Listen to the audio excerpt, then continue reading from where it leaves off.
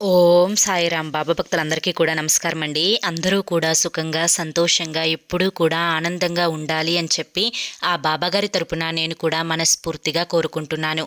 ఈరోజు బాబాగారు అందించే సందేశం ఏంటి అంటే కనుక, తల్లి, డిసెంబర్ 23, 24, 25 తేదీలలో నీ కోసం జరగబోయేది తెలిస్తే నువ్వు నిజంగా ఆశ్చర్యపోతావమ్మా.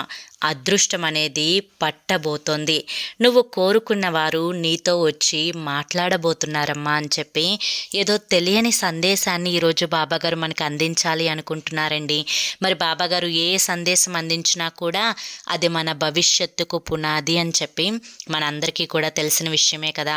మరి ఎవరికైతే బాబాగారి మీద పూర్తి నమ్మకం ఉంటుందో వారందరూ కూడా ఈ వీడియోకి ఒక చిన్న లైక్ ఇచ్చి వీడియోని వినడం స్టార్ట్ చేయండి. దానికంటే ముందు చాలామంది కూడా గురువుగారి గురించి అడుగుతున్నారండి. అక్క, ఎన్నో రకాల సమస్యలతో మేము బాధపడుతున్నాం అక్క, మీకు తెలిసిన గురువుగారు ఎవరైనా ఉంటే చెప్పండి అక్క అని చెప్పి అడుగుతున్నారండి. ఈ గురువుగారు మనకు తెలిసిన గురువుగారే. నేను పదే పదే ఈ గురువుగారి గురించే ఎందుకు చెప్తున్నాను అంటే కనుక, నా జీవితంలో, నా స్నేహితుల జీవితంలో, నా బంధువుల జీవితంలో ఈ రోజున సంతోషాలు అనేవి అనుభవిస్తున్నాము అంటే దానికి కారణం ఈ గురువుగారేనండి. అలాగే మీ జీవితంలో కూడా ఎన్నో రకాల సమస్యలు ఉండి ఉండవచ్చు. మీరు ఎన్నో రకాల జ్యోతిష్యాలకు వెళ్ళి మీ సమస్యలు తీరక బాధపడి ఉండవచ్చు. కానీ ఇక్కడ అస్సలు అలా జరగదండి. శ్రీ షిరిడి సాయిబాబా ఆశీస్సులతో జ్యోతిష్యం చెప్పబడును. గురూజీ శివరామరాజు గారు. Phone number 9959422552.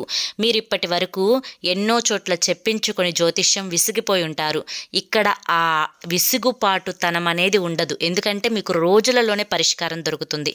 మీ సమస్యలు ఏవైతే ఉన్నాయో, ప్రేమ, పెళ్లి, ఉద్యోగం, రాజకీయం, సంతానం లేక ఇబ్బంది పడుతున్నా, భార్యాభర్తల మధ్య గొడవలున్నా, అప్పుల సమస్యలున్నా, శత్రువుల సమస్యలున్నా, ఒక్కసారి మీరు గురువుగారిని కాంటాక్ట్ అయ్యి మీ సమస్యలేంటో వివరించి చెప్పినట్లయితే వాటికి తగిన పూజలు చేసి మీకు వెంటనే గురువుగారు పరిష్కారాన్ని చూపిస్తారు. గురువుగారు చెప్పింది చెప్పినట్లు 100కు 1000% జరుగుతుంది. నమ్మకంతో కాంటాక్ట్ అవ్వండి. ఇక ఆలస్యం చేయకుండా బాబాగారి సందేశం ఏంటో తెలుసుకుందాం. తల్లి, డిసెంబర్ 23, 24, 25 అంటే రేపు, ఎల్లుండి 25వ తారీఖు, ఈ 3 రోజుల్లో నీ కోసం నేను చేసే అదృష్టాన్ని చూస్తే నిజంగా నువ్వు ఆశ్చర్యపోతావు.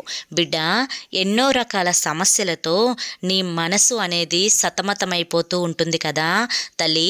నీ మీద పూర్తి దైవానుగ్రహం ఉండబట్టే ఈ రోజున నువ్వు నా సందేశాన్ని వినగలుగుతున్నావు.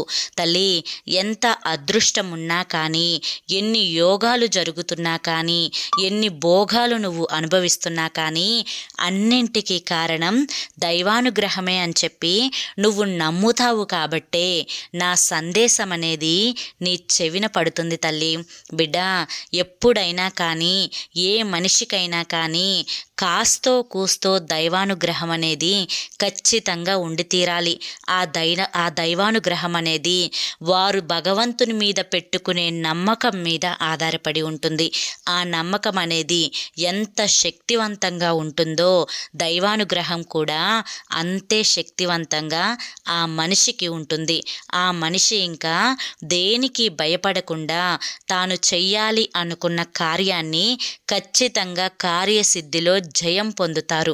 బిడ్డ, ఇప్పుడు ఈ 3 రోజులలో నీ కోసం నేను పంపిస్తున్న ఈ అదృష్టాన్ని నువ్వు తెలుసుకుంటే నిజంగా సంతోషపడతావమ్మా. తల్లి, ఎప్పుడూ కూడా మనసులో ఎన్నో రకాల ఆందోళనకరమైన విషయాలను పెట్టుకొని ఏవేవి జరగబోతున్నాయో, ఎందుకు నాకు ఈ సమస్యలు వచ్చాయో, ఈ సమస్యలు తీరకపోతే నా పరిస్థితి ఏంటో, ఇప్పుడే ఇన్ని అనుభవిస్తున్నాను అంటే భవిష్యత్తులో ఇంకెన్ని అనుభవించాలి అని చెప్పి నాకు రాసి పెట్టారో ఆ దేవుడు అని చెప్పి ప్రతి నిమిషం కూడా అనుకుంటూ ఉంటావు కదా తల్లి. తల్లి, అయితే కొంచెం సేపు నీ గురించి నేను చెప్పిన మాటలు వాస్తవమో కాదో గ్రహించు. నువ్వు చాలా సున్నితమైన మనస్తత్వం కలిగిన వ్యక్తివి.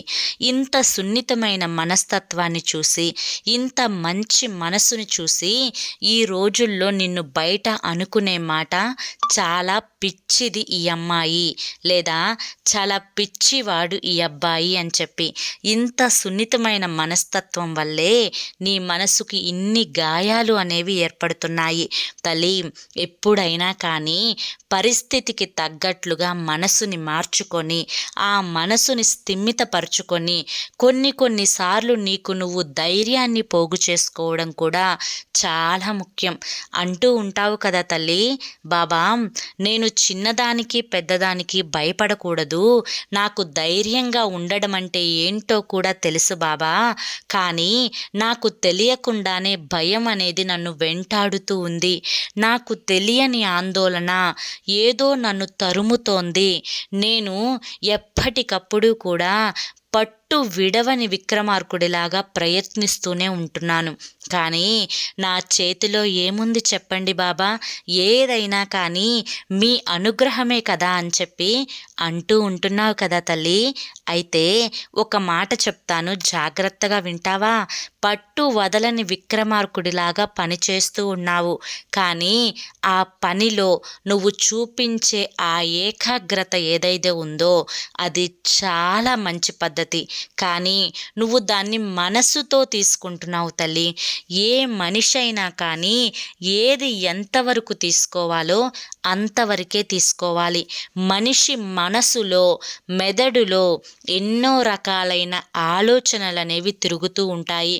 ఒక్కొక్కసారి ఆలోచనలు మనిషి మీద ఎలా ప్రభావం చూపిస్తాయి అంటే కనుక నువ్వు ఆందోళన చెందుతున్నావు, దిగులు పడుతున్నావు, ఏదైనా సమస్య వస్తుందేమో అని చెప్పి నువ్వు భయపడుతున్న ప్రతి క్షణం కూడా నీ మనసు రిలీజ్ చేసే ఆ కణాలు ఏవైతే ఉన్నాయో, నువ్వు నిజంగా అదే బాధలో ఉన్నప్పుడు, నువ్వు నిజంగా అదే బాధని రియల్గా నువ్వు నిజంగా అనుభవిస్తున్నట్లయితే ఎంత నొప్పి కలుగుతుందో అంత నొప్పి నువ్వు భయపడుతుంటే కూడా నీ యొక్క శరీరానికి కలుగుతుంది అని గమనించుకోవాలి. ఇవన్నీ నీకు తెలియదా తల్లి చెప్పు? ఎప్పుడైనా కానీ మనిషి యొక్క ఆలోచన విధానాన్ని పట్టే మనిషి యొక్క ఆరోగ్యం కూడా ఆధారపడి ఉంటుంది. మనిషి ఎప్పుడూ కూడా పాజిటివ్గా ఆలోచించాలి. అప్పుడే చుట్టూ అన్నీ పాజిటివ్గా జరుగుతున్నట్లు అనిపిస్తూ ఉంటాయి. చిన్నదానికి పెద్దదానికి కాస్తంత మొండితనాన్ని చూపిస్తూ ఉన్నావు. ఏది ఏమైనా కానీ నా మాటే గెలవాలి అనే పంతాన్ని పట్టుకొని కూర్చుంటూ ఉన్నావు.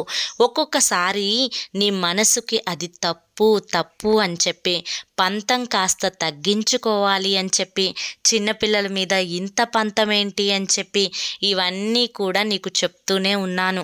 కానీ పంతం మాత్రం తగ్గించుకోవే బిడ్డ. నా బిడ్డ ఇంత పంతాన్ని పట్టినప్పుడు నాకు కూడా ముద్దుగానే ఉంటుందమ్మా, కానీ అది నీకు హాని చేస్తుంది అన్నప్పుడు బాధగా అనిపిస్తుంది తల్లి. కనుక కొన్ని విషయాలలో పంతం పట్టుదల అనేవి దూరం చేసుకొని సమయానుకూలంగా ప్రవర్తన మార్చుకుంటే నీ ఆరోగ్యానికి చాలా మంచి జరుగుతుంది. ఇక డిసెంబర్ 23, 24, 25 తేదీలలో నువ్వు ఏదైతే అనుకుంటున్నావో, ఏ పనైతే చెయ్యాలి అని చెప్పి మొదలు పెట్టాలి అనుకుంటున్నావో ఆ పని అనేది వెనకాడకుండా చేసే ప్రయత్నం చెయ్యి. ఎందుకంటే ఈ 3 రోజుల్లో కూడా నువ్వు ఏది పట్టినా కూడా బంగారం అవుతుందమ్మా. ఎందుకంటే ఆ పని జరగదు అని మాత్రం మనసులో అనుకోవద్దు. నేను ఇందాక చెప్పినట్లు నువ్వు ఏదైతే తలుస్తావో నీ శరీరం దానికి తగ్గట్లుగా ప్రవర్తిస్తుంది. చుట్టూ ఉన్న గ్రహాలు కూడా దానికి అనుకూలంగానే ప్రవర్తిస్తాయి. నువ్వు పాజిటివ్గా అనుకుంటే అంతా పాజిటివ్గానే జరుగుతుంది. నువ్వు నెగిటివ్గా అనుకుంటే ప్రతీదీ కూడా నెగిటివ్గా జరుగుతుంది. కనుక ఈ 3 రోజులు కూడా నీ మీద దైవానుగ్రహం అనేది చాలా పుష్కలంగా ఉంది. కాబట్టి నువ్వు నీ ఉద్యోగ రీత్యానైనా కానీ, వ్యాపార రీత్యానైనా కానీ, లేదా కొత్తగా ఏదన్నా బిజినెస్ నువ్వు స్టార్ట్ చేయాలి అనుకున్నా కానీ, లేదా ఏదన్నా కోర్టు సమస్యలలో ఇబ్బంది పడుతూ ఉన్నా కానీ, దానికోసం నువ్వు ఏదన్నా ప్రయత్నించాలి అనుకున్నా కానీ ఈ 3 రోజులు అనేవి అనేవి నీకు చాలా చక్కగా ఉపయోగపడతాయి అని చెప్పి గుర్తుంచుకో. అంతేకాకుండా ఈ 3 రోజులలో నువ్వు ఏదైతే ఎదురు చూస్తూ ఉన్నావో శుభవార్త, ఆ శుభవార్త అనేది నీ చెవిన పడుతుంది. కాస్తంత పంతంతోటి, పట్టుదలతోటి, అలకతోటి నీ యొక్క భాగస్వామి దగ్గర కొన్ని గొడవలనేవి నీకు జరిగినాయి కదా తల్లి ఈ మధ్యకాలంలో. ఆ గొడవలకి కాస్తో కూస్తో తప్పు నీది కూడా ఉంది కాబట్టి, దానికోసం నువ్వు ఇన్ని రోజులు పట్టుదలగా ఉన్నావు కాబట్టి వారే వచ్చి స్వయంగా నీతో మాట్లాడే అవకాశం ఉంది అని చెప్పి గుర్తుంచుకో.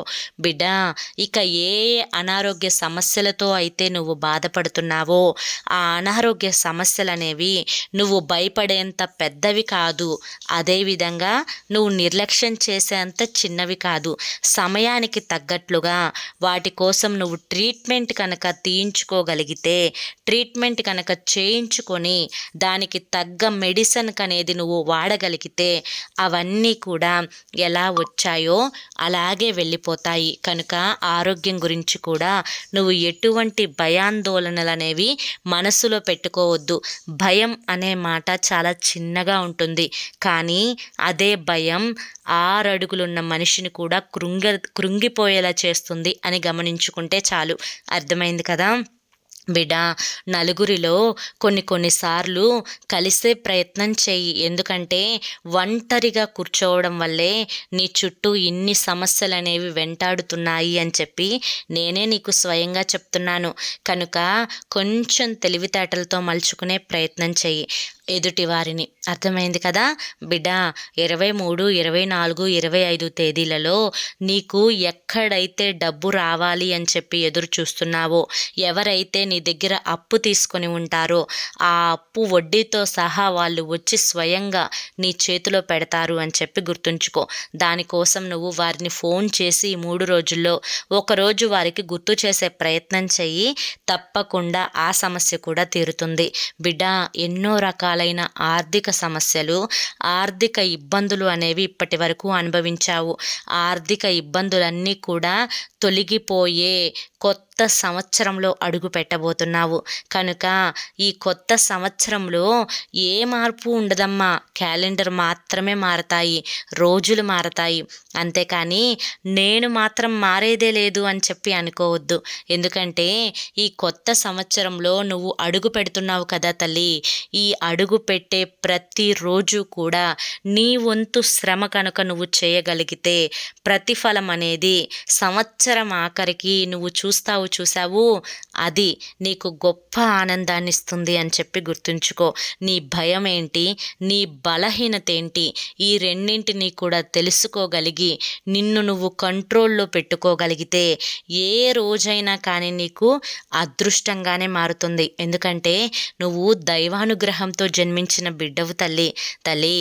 దైవానుగ్రహం ఉంది కదా అని చెప్పి దైవాన్ని నిర్లక్ష్యం చేయకు.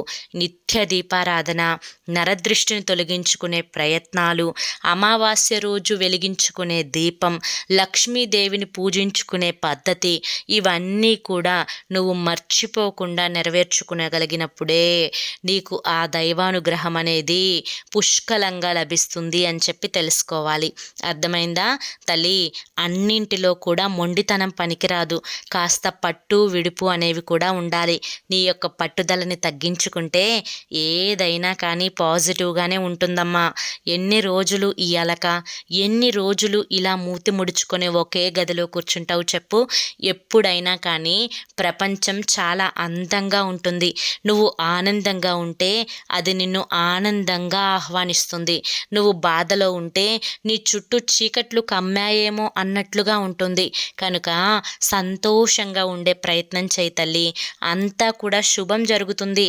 నేనున్నాను కదా తల్లి, కొండంత అండగా ఉండి నా బిడ్డ ఏ కష్టంలో పడిపోకుండా, ఏ పక్కదారి తొక్కకుండా, ఏ సుడిగుండాలు అనే కష్టాలలో ఇరుక్కుపోకుండా ఎప్పటికప్పుడు నిన్ను కాపాడుకునే పూర్తి బాధ్యత నేను తీసుకుంటాను. కానీ నీ వంతు ప్రయత్నం కూడా నువ్వు తప్పకుండా చేయాలమ్మా, గుర్తుంది కదూ అని చెప్పి ఈరోజు బాబాగారు మనకి చాలా చక్కటి సందేశాన్ని అందించారండి. మరి ఈ సందేశంలో ఎంతో గొప్ప ఆంతర్యం ఉంది కదా. మరి ఈ సందేశం మీ అందరికీ నచ్చింది అనుకుంటున్నాను. నచ్చింది అనిపిస్తే చూసి వెళ్ళే వాళ్ళు తప్పకుండా ఒక చిన్న లైక్ ఇవ్వండి. కింద కామెంట్ సెక్షన్లో ఓం సాయిరామ్ అని చెప్పి టైప్ చేయండి. మొదటిసారి సాయి పిలుపు ఛానల్లోకి వచ్చినట్లయితే కింద బ్లాక్ కలర్లో సబ్స్క్రైబ్ అనే బటన్ ఉంటుంది. దాన్ని ప్రెస్ చేసి పక్కనే ఆల్ సింబల్ ఉన్న బెల్ని యాక్టివ్ చేసుకుంటే ప్రతిరోజు బాబాగారి సందేశాలు అనేవి మీకు నోటిఫికేషన్ రూపంలో వస్తాయి. మరి కొంతమంది బాబా భక్తులకు వీడియోని షేర్ చేయడం మర్చిపోవద్దు. రేపు మరొక మంచి సందేశంతో తప్పకుండా కలుసుకుందాం. అంతవరకు కూడా బాబా ఆశీస్సులు మీపై ఉండాలి అని చెప్పి మనస్ఫూర్తిగా కోరుకుంటూ సర్వేజన సుఖినో భవంతు. ఓం సాయిరామ్.